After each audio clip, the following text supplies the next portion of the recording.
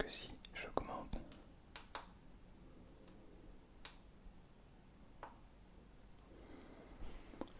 un, deux,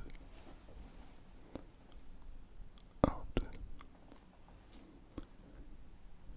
un, deux, un, deux, un, deux. Waouh, ça fait tout bizarre.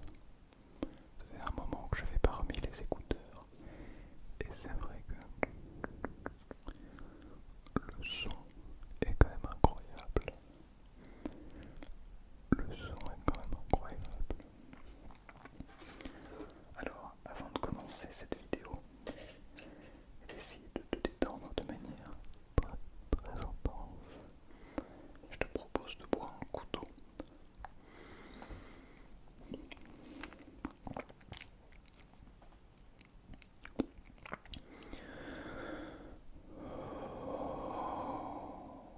Et de respirer un grand coup.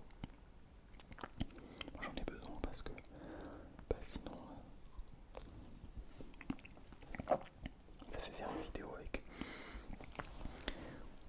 la gorge sèche, la gorge wow, la gorge sèche, la gorge sèche. C'est mine de rien pas évident de proposer une vidéo intense sans faire saturer les micros. Trop de bruit de bouche, je comprends pas. C'est quand même bizarre, c'est quand même bizarre. En vrai, c'est incroyable parce que je vous promets que ça fait vraiment un moment que j'avais pas remis les écouteurs.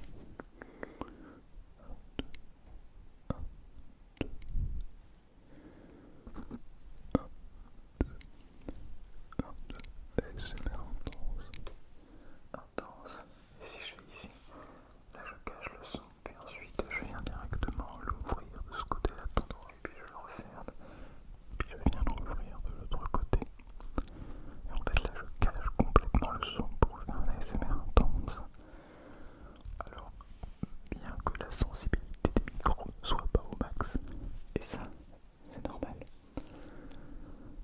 Je trouve quand même qu'il est très intéressant d'en faire des vidéos intenses parce que ça nous rappelle l'origine et ça nous rappelle pourquoi on est là. Par contre, la respiration, ce n'est jamais quelque chose de facile.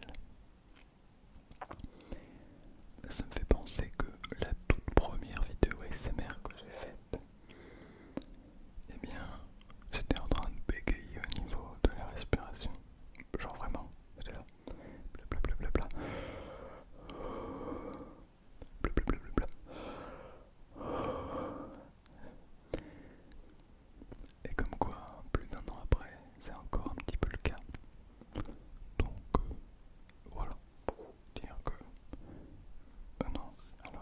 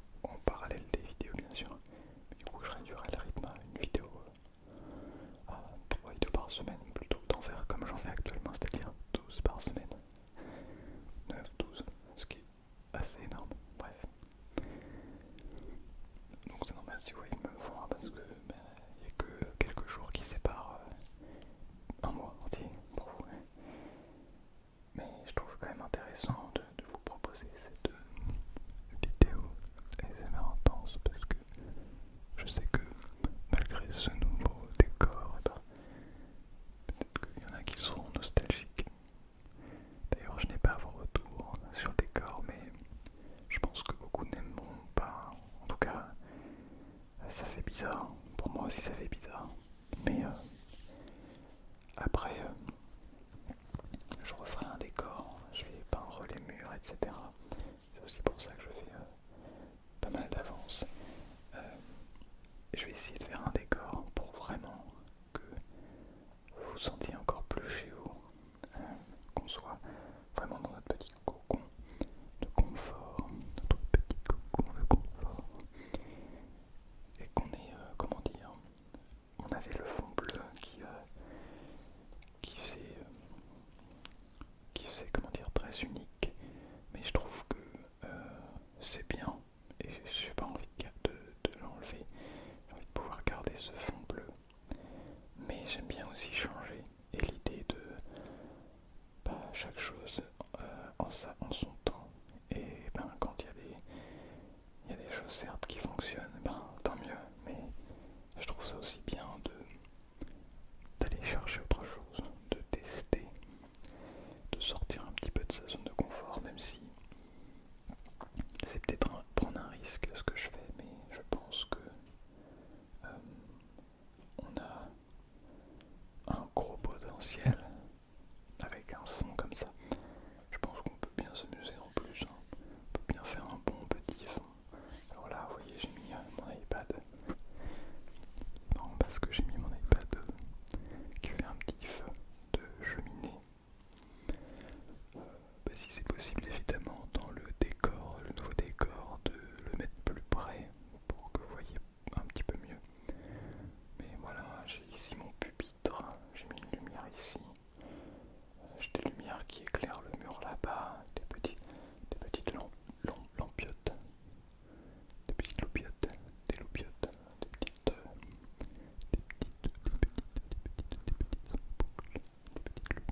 une petite guirlande. What else? Un miroir là, avec des affiches et tout, mais ça je vais le changer parce que je trouve pas ça hyper beau.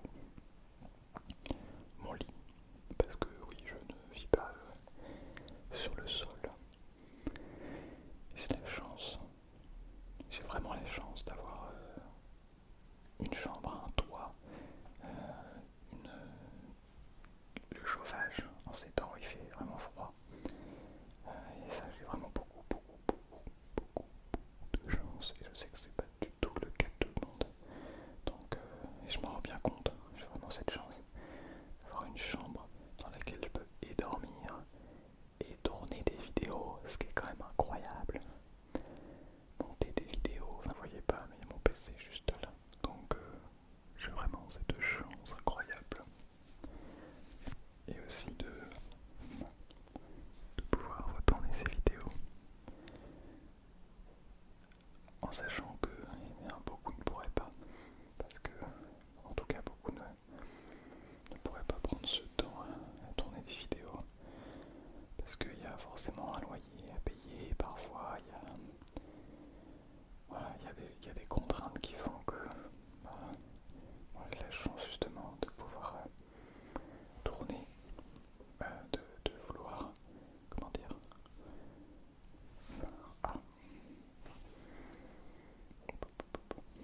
de vouloir vivre de l'ASMR, mais j'ai la chance de pouvoir avoir l'opportunité de le faire. Peut-être que je ne vivrai jamais de l'ASMR, mais je vais donner mon max. Mais ça, c'est une chance, et j'ai souvent l'impression que c'est possible pour quasiment tout le monde de faire ce qu'on a envie, mais parfois c'est très difficile en réalité. Et après, on est d'accord, c'est pas facile pour tout le monde. Quand j'ai commencé à faire de l'ASMR, et je me suis dit, bon, finalement j'aimerais bien en faire mon métier. Les gens autour de moi disaient, t'es un peu fou, non? Genre, tu penses tu vas vivre de chuchoter devant une caméra comme ça? Non. Non. Impossible. Et puis vous êtes arrivés. Vous êtes arrivés avec vos messages incroyablement gentils. Avec des messages me disant tu vas y arriver, on croit en toi. Puis petit à petit on a passé les 100, les 200 abonnés, 300, 400, 500,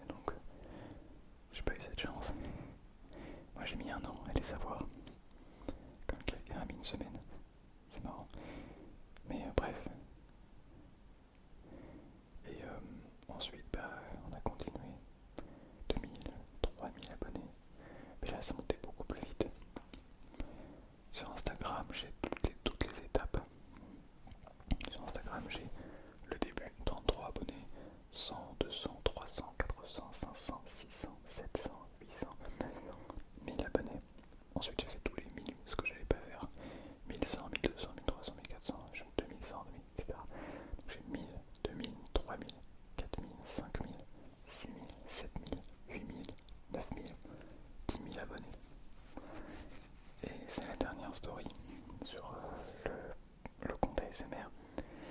Et après, je compte faire 10 000, 20 000, 30 000, 40 000, 50 000, 60 000, 70 000, 80 000, 90 000, 100 000. Donc là, on est presque aux 20 000, donc je vais bientôt mettre la petite story. Mais en tout cas, tout ça pour vous dire que c'est long. Ça, pour l'instant, on est à un mois et demi, un an et demi de YouTube et ça monte petit à petit, mais 20 000 abonnés presque. Et je peux toujours pas en vivre. Donc, je suis même encore assez loin de pouvoir en vivre pour être honnête. Mais je suis pourtant très content déjà de tout le chemin parcouru. Et je suis très content de vous savoir vous parce que... Alors c'est vrai qu'on dit souvent on a la communauté qu'on mérite. Je fais tout mon possible pour vous proposer des vidéos toujours de meilleure qualité, aussi bien audio que visuel, de meilleure qualité humaine aussi. Vous proposer, vous aider vous à vous sentir mieux, vous donner des conseils peut-être sur ce que j'ai pu apprendre au fil de, j'allais dire des années, oui des années, mais surtout des mois. Ce que j'ai appris le plus finalement, c'était surtout cette dernière année en fait.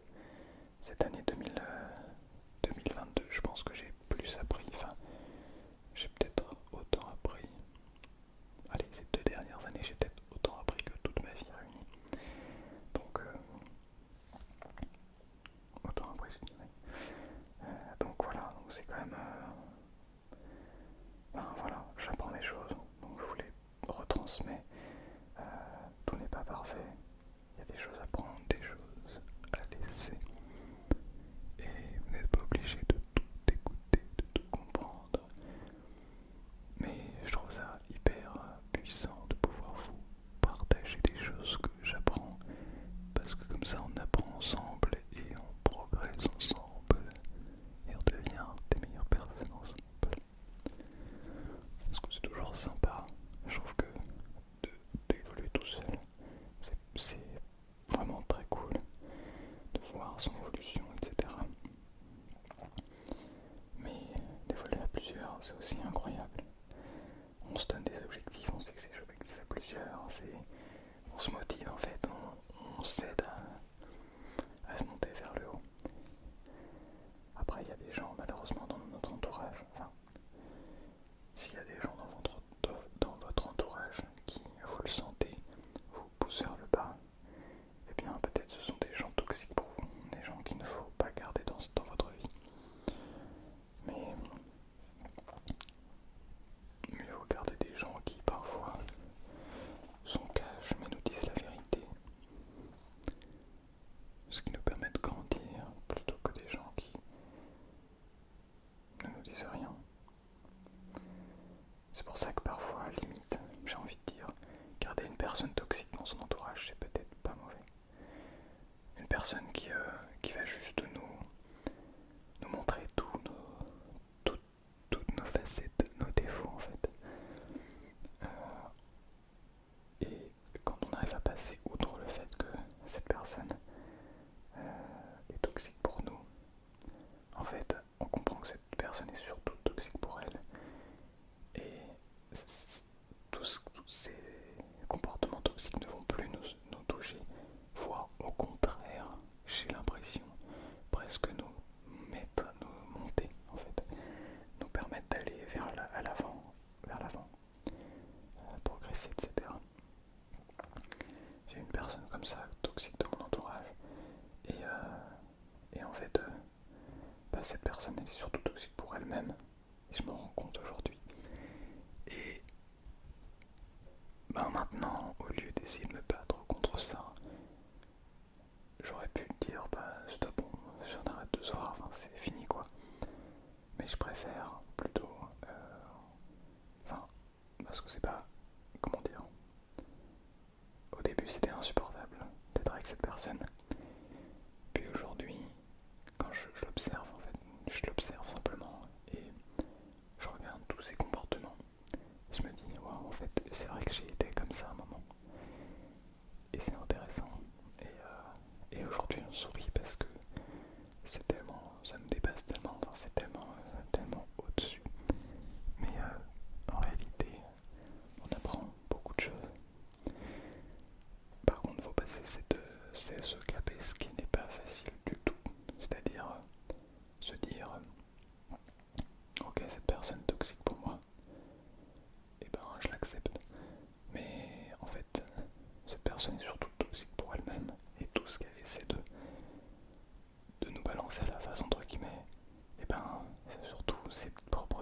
qu'elle n'assume pas. Quand je dis elle, c'est cette personne. Peut-être un homme ou une femme. Bref. Donc voilà. Donc voilà, c'est tout. En fait, c'est tout le monde qui nous aide à grandir. Mon meilleur ami avec lequel on est allé faire le GR20, pour celles et ceux qui le savent. Il y a une vidéo sur la chaîne d'ailleurs avec lui où on parle du GR20 et franchement c'est génial. En fait c'est fou parce que cette aventure, c'est une série qui n'a pas fait beaucoup de vues, mais en même temps je sais que c'est pas quelque chose qu'on peut retransmettre en fait. La seule manière pour quelqu'un de comprendre ce qu'on a vécu, c'est de le vivre aussi. Et c'est pareil pour tout en fait. C'est ça qui est génial et triste à la fois. C'est comme ce qui s'est passé dans les... Bon, petite conclusion, mais vite fait. Hein. Ce qui s'est passé dans les camps de concentration pendant la Seconde Guerre mondiale. J'ai moi-même eu la chance de voir en vrai une rescapée d'Auschwitz. On l'a rencontrée lors d'une conférence, elle donnait une conférence. Cette personne est décédée un an après. Je l'ai appris il y a quelques temps. Et on a eu cette chance de la rencontrer. J'étais moi personnellement pas assez mature, malheureusement. Ce qui fait que je pouvais pas comprendre à ce moment-là. Et en fait, on pourra jamais comprendre. On a beau avoir des témoignages, des images, on pourra jamais comprendre parce que les seuls qui peuvent comprendre, c'est ceux qui l'ont vécu. Et ben pour le GR20 c'est pareil. Alors c'est